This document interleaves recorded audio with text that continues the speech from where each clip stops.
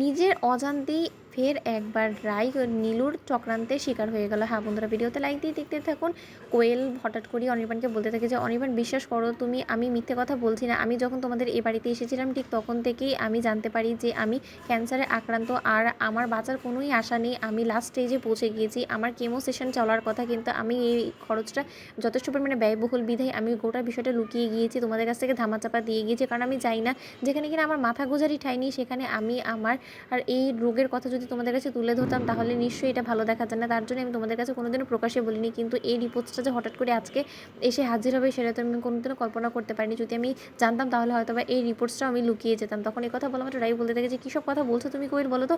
একটা মানুষের জীবনের থেকে বেশি দামি আর কোনো কিছু হতে পারে না, তাই তোমাকে এই অবস্থায় আমি কোথাও যেতে দিব না। ঠিক সেই সময় অনির্বাণ রাইয়ের কথা রাখতে এক পর্যায়ে বাধ্য হয়ে যখন কোয়েলকে এই বাড়িতে রাখতে রাজি হয়ে যায়, ঠিক সেই মুহূর্তে অনির্বাণ বলতে থাকে যে, কিন্তু কোয়েল এত সহজে কিন্তু আমি তোমার উপরে বিশ্বাস করে নিলাম না, কারণ তোমার এই রোগটা আদৌ তোমার শরীরে বাসা বেঁধেছে কিনা সেটা যাচাই বাছাই করার জন্য আমি আজই তোমাকে একটা স্পেশালাইজড হসপিটালে নিয়ে গিয়ে যাচাই বাছাই করানোর চেষ্টা করবো। তখন নীলু কোয়েলের আগে থেকে ঠিক করানো সেই ডাক্তারের কাছে যখন কোয়েল রাই এবং অনির্বাণকে নিয়েছে, ঠিক সেই মুহূর্তে ডাক্তার কোয়েলকে পর্যবেক্ষণ করে বলতে থাকে যে, দেখুন অনির্বাণ, আসলে আমি আপনার কাছ থেকে কিছু লুকোবো না। ওনার এই মরণব্যাধি ক্যান্সার রোগটা ঠিক অনেক বছর হয়ে গিয়েছে, আর এটার আর কোনো রকম কোনো বাঁচার চান্সেস নেই। ওনার কাছে মাত্র কয়েকটা দিনের সময় আছে, এছাড়া আর কোনো কিছুই আমি আপনাদেরকে আশা জাগানোর জন্য বলতে পারছি না। এই কথা বলে আমার অনির্বাণ বলতে থাকে যে, ডাক্তার এর থেকে বাঁচার কোনো উপায় নেই, মানে আমরা যদি কেমো দিয়ে অন্য কোনোভাবে বা অন্য কোনো উপায়ে, তখন এই কথা বলা মাত্র ডক্টর বলতে থাকে যে, দেখুন বিষয়টা নেই এমন না, আমরা যথেষ্ট পরিমাণে তার বাঁচার আশার আলো জাগিয়ে রাখতে পারি, কিন্তু তার বিনিময়ে যথেষ্ট পরিমাণে এই ট্রিটমেন্টটা কিন্তু এক্সপেন্সিভ হবে, আর সেই খরচটা আপনারা বহন করতে পারবেন কিনা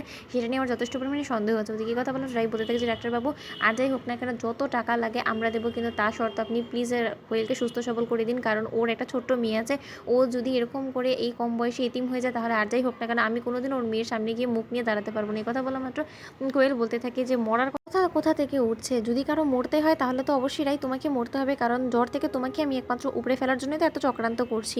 ওদিকে আড়ালে দাঁড়িয়ে যখন নীলু চেম্বারে সেই গোটা বিষয়টা শুনে ফেলে, তখন নীলু মনে মনে হাসতে থাকে, বলতে থাকে যে, রাই দিদিভাই বেশ ভালোভাবে তোকে জব্দ করেছি, এবার আর এই ফাঁদ থেকে বের হওয়ার তোর কোনো রকম কোনো উপায় অবশিষ্ট থাকবে না, তোকে এমনভাবে আমি এবার ফাঁসিয়ে দিয়েছি। ওদিকে কোয়েল বলতে থাকে যে, নীলু তুমি টাকার প্রলোভন দেখে আর যাই হোক না কেন এমনভাবে ডাক্তারটাকে জব্দ করেছো না যে ওকে আমরা যে কথাগুলো শিখিয়ে দিয়েছি সেগুলো বলতে এক পর্যায়ে বাধ্য হচ্ছে। দিকে কথা বলা মাত্র অনির্বাণ বলতে থাকে সে চেম্বার থেকে বেরিয়ে যে, রাই আমি মোটো সন্তুষ্ট নয় এই ডক্টরের ওপিনিয়ন শুনে, তাই আমি চাই একবার অন্তত আমরা সেকেন্ড ওপিনিয়ন নেওয়ার জন্য অন্য কোনো ডাক্তারের সাথে আমাদের কনসাল্ট করা দরকার। তার থেকে বড় কথা আছে রাতেই গিয়ে বরঞ্চ আমরা সার্থক এবং স্রোতের কাছে এই রিপোর্টটা যাচাই বাছাই করার জন্য দিয়ে দিব। তখন এই কথা বলা মাত্র কোয়েল বলতে থাকে যে, তোমার এখনও পর্যন্ত আমার উপর থেকে সন্দেহ যায়নি, তাই তো অনির্বাণ? তার জন্য তুমি এইসব কথা বলছো, তাই না? তো বন্ধু ভিডিওর ভালো লাগলে লাইক কমেন্ট শেয়ার করে সাবস্ক্রাইব করতে ভুলো না।